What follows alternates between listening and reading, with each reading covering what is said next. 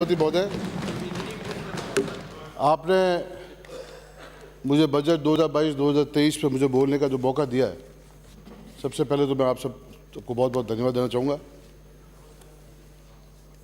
ये बजट जो 2022 और 23 तो राजस्थान के आम के लिए जो बजट पेश किया गया है, ऐसा लगता है कि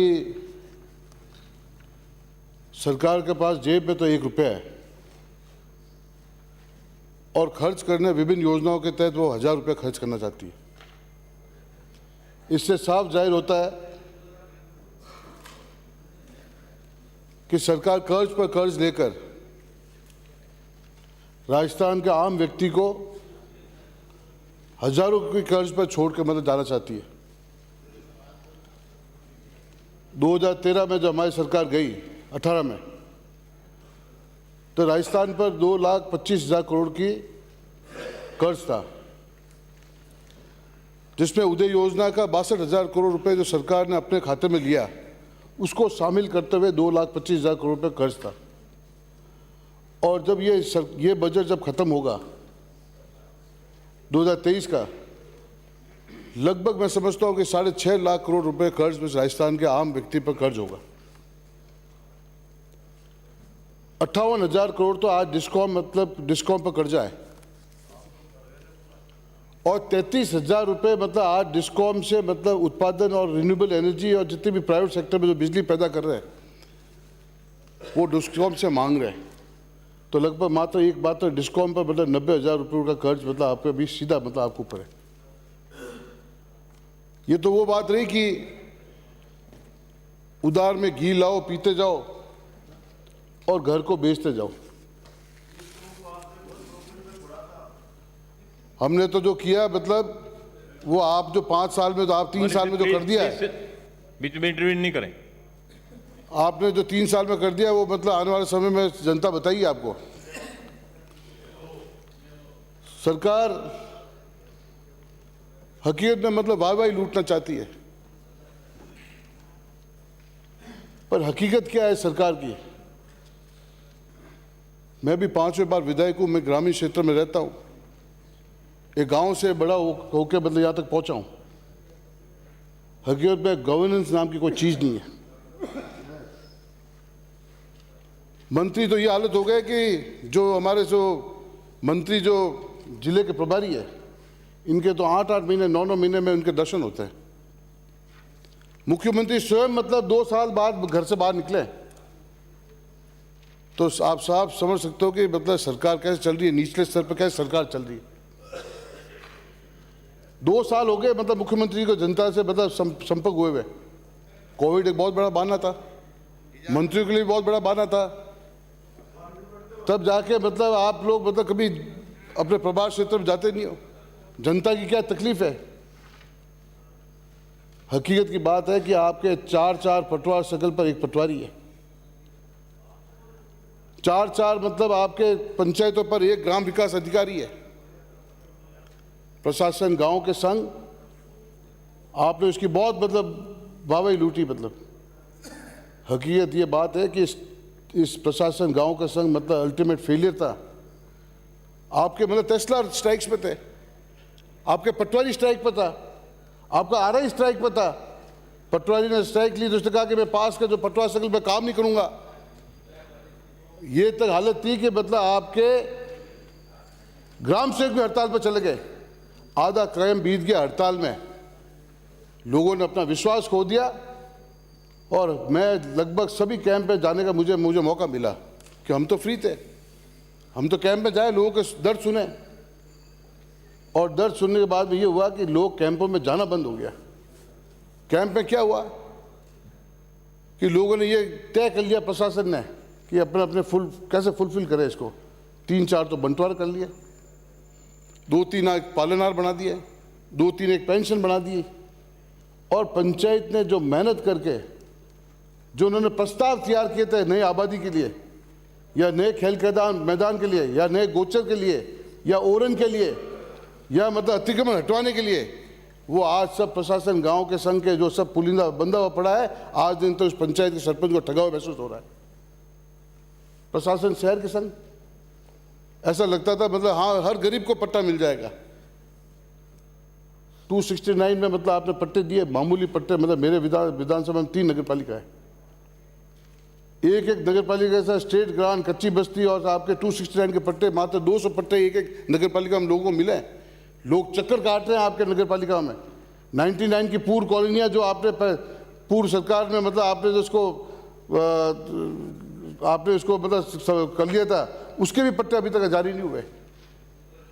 आज मतलब लोग ठगाव महसूस कर रहा है। आज हेल्थ की बात करें हम, मेरे पूरे क्षेत्र में मतलब आपको पूरे क्षेत्र में आपको एएनएम जीएनएम की सब पोस्टें खाली मिलेगी, अधिकांश 50% पोस्टें खाली मिलेगी, डॉक्टर्स की पोस्टें आपको खाली मिलेगी। मैं धन्यवाद देना चाहता हूं मुख्यमंत्री वसुंधरा जी को, इसने पूरे स्वास्थ्य बीमा योजना लागू की जिससे 3 लाख तक मतलब आम आदमी उसका इलाज कर सकता था, जो एनएफएस से जुड़ा हुआ आदमी उसका इलाज कर सकता था। आपने इसको चिरंजीवी योजना लाई, आपने उसको 5 लाख कर दिया, आपने उसको 10 लाख कर दिए।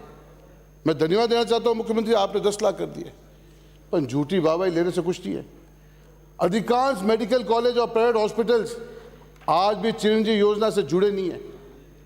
आज भी लोग जाते हैं मतलब मेडिकल कॉलेजों में इलाज कराने के लिए, सोचते हैं कि 5 लाख का कैशलेस है। ये हकीकत मैं कह रहा हूँ उस सभापति महोदय। आज जो गरीब आदमी वो कहते हैं कि मेरे आज कोई चिरंजीवी से जुड़ा हुआ नहीं हूँ, वो बेचारे को मतलब खुद के मतलब जेब के पैसे खर्च करके या उसका घर गिरवी रखकर या गहने बेचकर उसको इलाज करना पड़ता है, परंतु इसको इलाज चिरंजीवी योजना में प्राइवेट मेडिकल कॉलेज न आज दिन तक।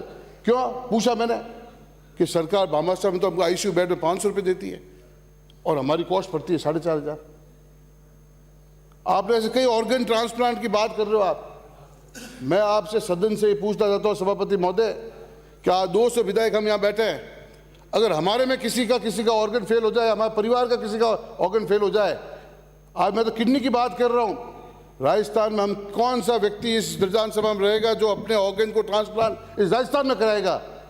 रह देखे गुजरात और बॉम्बे दौड़ते हैं, क्योंकि वहाँ डॉक्टरों की स्पेशलिटी है, उन्होंने इसको काम को सीखा, उन्होंने बाहर जाके मतलब इसको बहुत नज़दीक से देखा है। मेरे वहाँ कई बच्चे मतलब कई छोटे बच्चे को किडनी ट्रांसप्लांट करने पड़ी। मुख्यमंत्री जीवन रक्षा कोष में जहाँ मतलब 30,000 से कम उसकी आय है, आप उसके साथ 6-6.5 लाख का खर्चा आता था बेचारे का, गरीब आदमी का, उसको मात्र 90,000 रुपये दिए। उस 90,000 रुपये दे के उसने गुजरात में अपना किडनी ट्रांसप्लांट करी उस बच्ची की, उसकी माँ ने अपनी उसकी बच्ची को किडनी दी। पर मैंने इसको बहुत नज़दीक से देखा, उसको हमने कई मतलब व्यापारी संगठन से उसको मदद करके उसको भेजा हमने। ऐसे कई ऐसे उदाहरण हैं। आज मैं पूछता हूँ कैंसर किस बड़ी स्थिति से मतलब कैंसर मतलब हमारे देश प्रदेश में मतलब बढ़ रहा है। इस 2 साल के कार्यकाल में इस कोविड में जो मेरे क्षेत्र में जो कैंसर इतना मतलब नहीं था, मुझे आज जो देखने को मिल रहा है कि हर गांव में 25-30 केस मतलब आपको कैंसर पीड़ित मिलेंगे। आज हमारे पास कोई स्पेशलाइज्ड डॉक्टर्स नहीं। आज भी रह दे के रोग गुजरात दौड़ते हैं, महाराष्ट्र दौड़ते हैं, स्पेशलाइजेशन नाम की कोई चीज़ नहीं है। आप जब तक अपने प्रोफेसर्स और डॉक्टर्स को मतलब जब तक बाहर नहीं भेजेंगे और नई टेक्नोलॉजी को जब तक आप स्थापित नहीं करोगे, तब तक राजस्थान की चिरंजीवी योजना मतलब खाली नाम की रहेगी। उस गरीब आदमी को या इलाज करके मरना है, उसको जीना नहीं है, इसको मरना है। ये मैं आपको आज कह के जा रहा हूँ। जब तक आप अपने डॉक्टर्स की स्पेशलिटी आप यहाँ उनको उच्च तकनीकी नहीं पहुँचाओगे, उनको विदेश नहीं भेजोगे, नई तकनीक क्या चल रही है, जब तक राजस्थान में इलाज करने के लिए कोई मतलब नहीं आएगा। ठीक है, हम चिरंजीवी योजना की बात करते हैं। आज हालत है गांव में मतलब आम आदमी को मतलब नर्स नहीं है, कंपाउंडर नहीं है, और आप बात कर रहे हैं मतलब हम सब पर CSCs पर मतलब हम लगाने जा रहे हैं मतलब डायलिसिस मशीन को। आज खाद्य सुरक्षा की बात करें, मुख्यमंत्री जी ने घोषणा की कि मैं इस साल 10 लाख रुपए खाद्य सुरक्षा में नाम जुड़ाऊंगा। मैं धन्यवाद देना चाहता हूँ कि आपको बहुत देर से मालूम चला, पर आपको मालूम चला कि वास्तव में इस कोविड के कारण में आम जनता की मतलब काफ़ी मतलब स्थिति खराब होगी। स्थिति इतनी खराब होगी कि जो आदमी 20,000-25,000 रुपये कमा रहा था, उसको आपकी खाद्य सामग्री की जरूरत नहीं थी, पर आज वो बेरोजगार हो गया है। उस बेरोजगारी के कारण वो नरेगा में जा रहा है। हमारे सिरोही से आने वाले मान्य सदस्य बड़ा गर्व कर रहे थे कि आपके टाइम में तो मतलब इतने 1,000 करोड़ खर्च हुए, 21,000 करोड़ खर्च हुए 5 साल में, हमने 26,000 करोड़ रुपये खर्च किए। अरे नरेगा में वो आदमी जाता है जिसके पास मतलब काम नहीं है, रोजगार नहीं है, जब जाके वो नरेगा में जाता है। जो अच्छा कमाने वाला आदमी मतलब रोज नहीं जाता है। आज से कोविड से पहले आम आदमी के पास रोजगार था, कहीं भी कमाता था 20-25,000 रुपये कमा लेता था। आज उसको बेरोजगारी के कारण उसको मजबूरी में मतलब उसको नरेगा में जाना पड़ रहा है। और उस नरेगा में जाकर वो आदमी मतलब आज उसके बच्चों को पाल रहा है। उसको खाद्य सुरक्षा में उसका नाम जोड़ने की आवश्यकता थी। और जब फूड फॉर सिक्योरिटी बिल आया तो ये तो ऑनगोइंग प्रोसेस था सभापति महोदय, किसी का नाम भी जुड़ सकता है, किसी का नाम भी कट सकता है। आपने 2 साल तक मतलब आपने उसका नाम आपने नेट बंद कर दिया। जो व्यक्ति अपना नाम जुड़वाना चाहता है वो विधवा मैन देखी है, जिसके छोटे छोटे बच्चे जो वो काम करने नहीं जा सकती, छोटे बच्चे 4 बच्चों को पाले या मतलब वो विधवा मतलब नरेगा में जाए, वो अपने नाम जुड़वाना चाहती थी।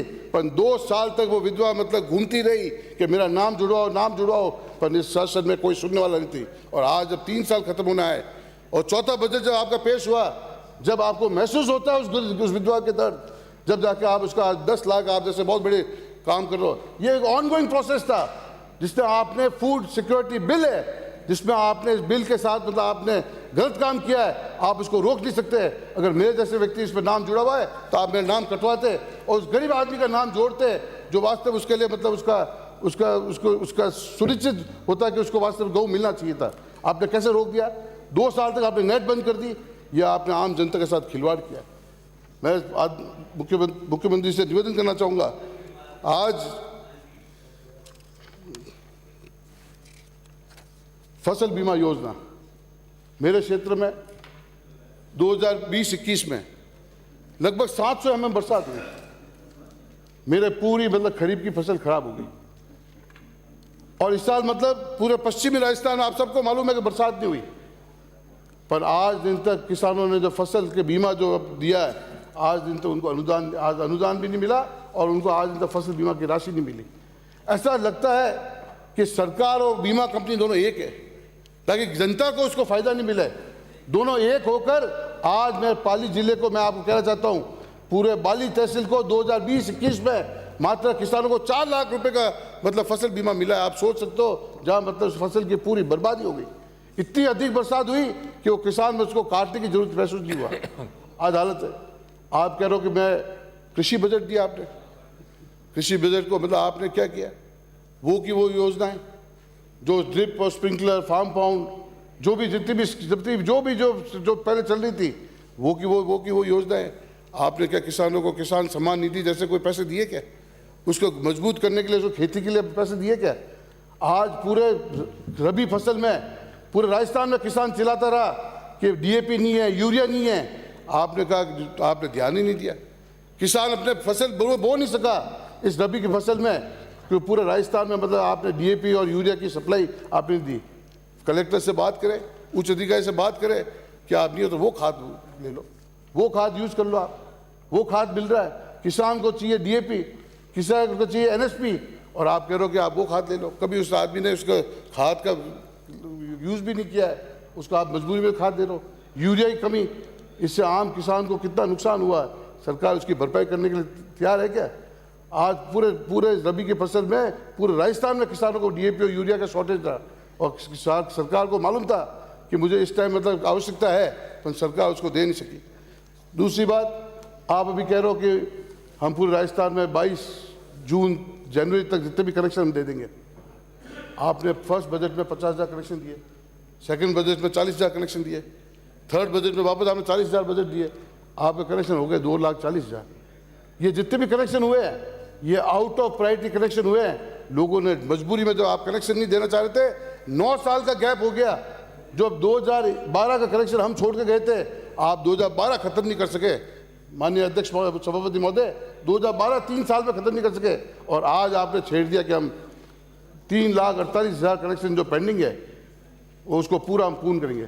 आपके पास क्या इतने जीएसएस आपने तय कर लिया? कहाँ जीएसएस बनाओगे, कहाँ 132 बनाओगे, कहाँ लोड फैक्टर बढ़ेगा, कहाँ फीडर सेपरेशन करना है?